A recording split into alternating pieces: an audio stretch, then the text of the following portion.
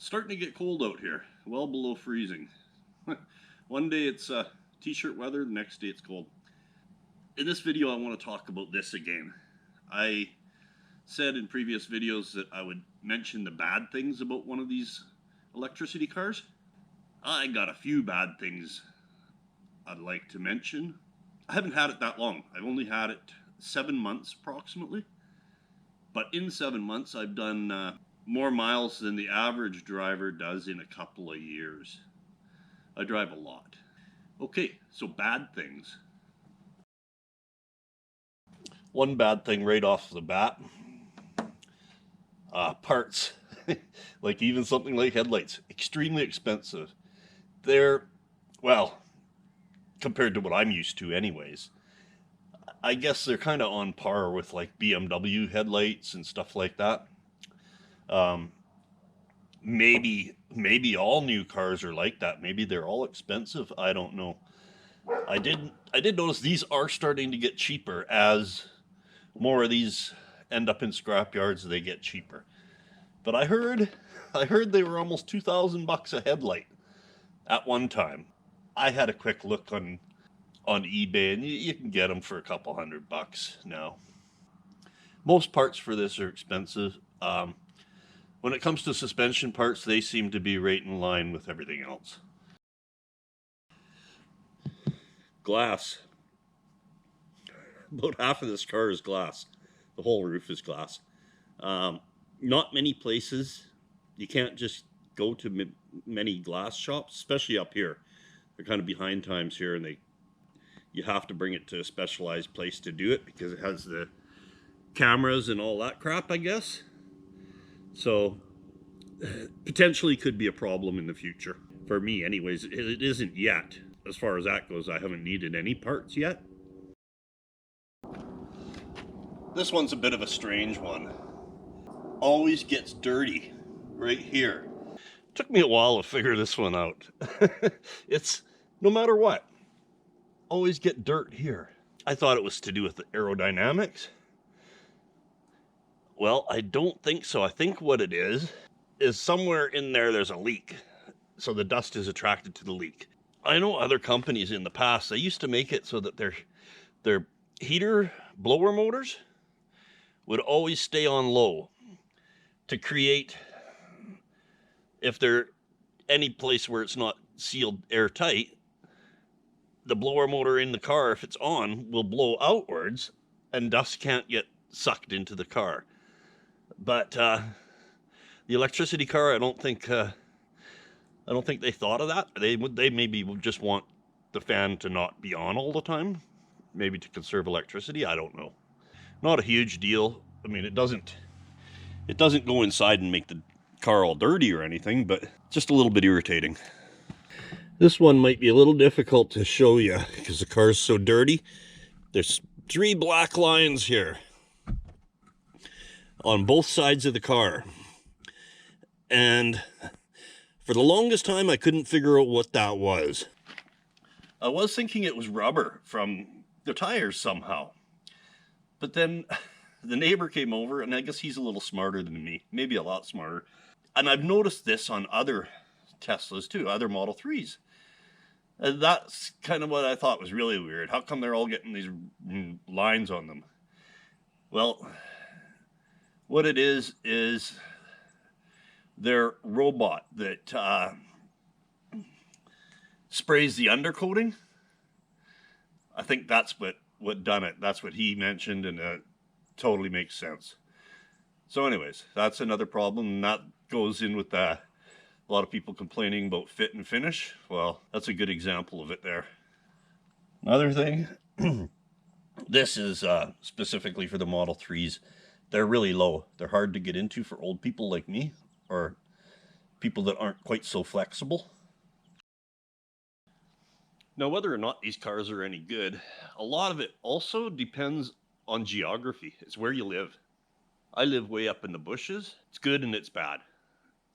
The reason it's good, obviously it saves me a ton of money on fuel. The reason it's bad, there is no service centers. Oh, for me it's a over 600 mile or a 600 mile round trip for me to get to a service center if I have to. Haven't had to yet. I'm not going to delude myself in thinking that will never have to go to one. Obviously, it's a mechanical thing. It's going to break. They all do. Everything breaks. There's a lot of guys that have had these for 10 years now, and they've had zero problems. In fact, they even have a lot of the older Model S's, they've got free supercharging, a lot of the older Teslas. So these people, you'll see them on there and they'll say, well, I've bought windshield wiper blades, I've bought tires, and that's it. And they've got hundreds of thousands of miles on their cars. All they've bought is tires and wiper blades. Another thing, no jack and no spare. Who does that? I guess there is other sports cars and crap like that don't have spares and jacks. I keep a can of air and I keep a plug kit to plug the tire as a bit of a precaution, but I mean, if the tire blows apart, then I gotta get somebody to come home here, grab one of my other tires and bring it to me. That's how I would have to do it. But to me, that just seems like a cheap thing. Like, come on, pay this much money for a car, you want a jack and a spare. Another problem with the fit and finish, I would say, is you can't see it, it's really dirty, but all along the rocker and the fender here, well, also geography comes into play with this one. It rusts. It gets chipped and rusts really easily. And well, the reason I say geography is because 6 months out of the year here, we have sand and gravel on the road mixed with salt. It sandblasts, basically sandblasts the car. So they should have all down here, they should have more paint or something in the paint, maybe rubberize it or something to make it so that that doesn't happen. The Tesla Model 3s,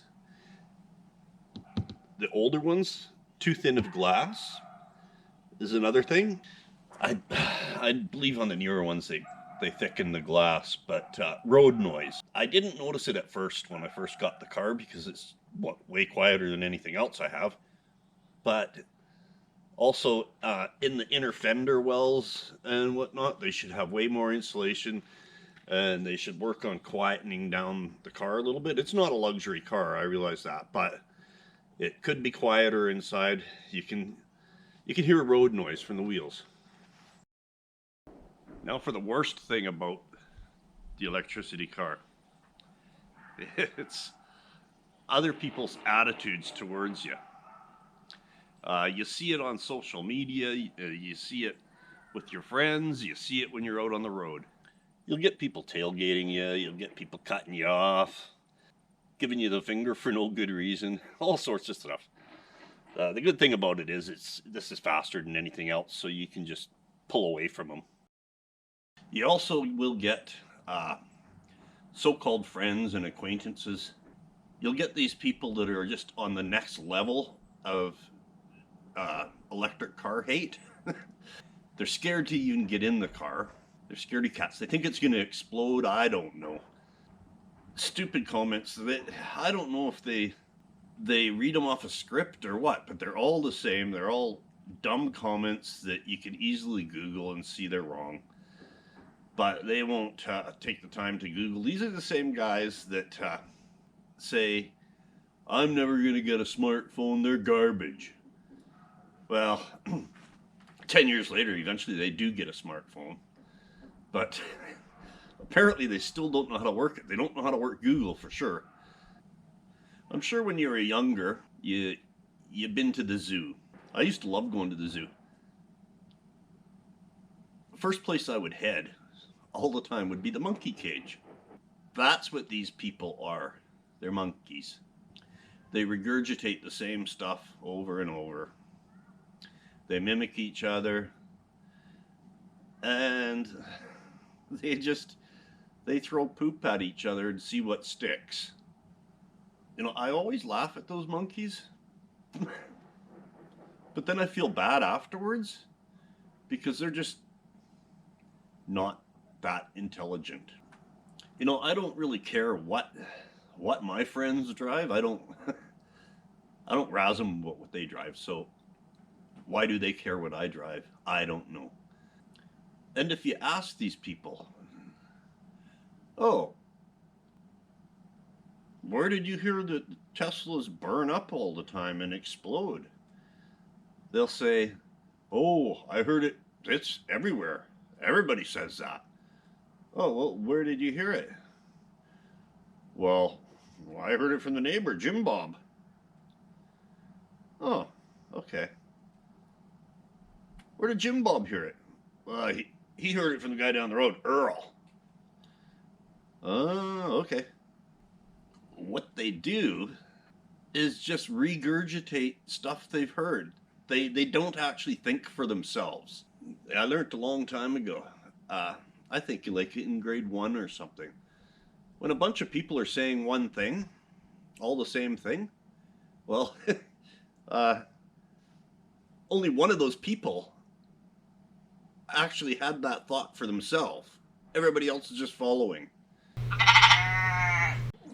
Also, I try to mention in every video that if I couldn't plug in this car here at home, I wouldn't buy one. Here in British Columbia, 1 imperial gallon of gas, it fluctuates between $8 and $10. For between $8 and $10, I can fill the car up. I can go over 200 miles.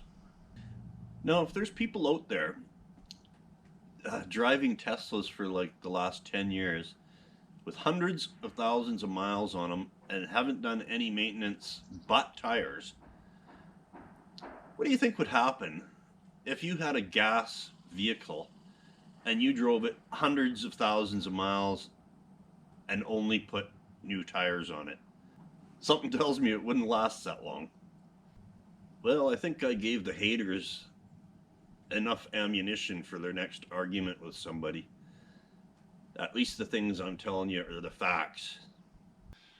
Okay, so I've probably offended some of the sheep now. I could watch my subscriber count dropping right now. I don't care. I will say the good things way outweigh the bad things. Thanks for watching.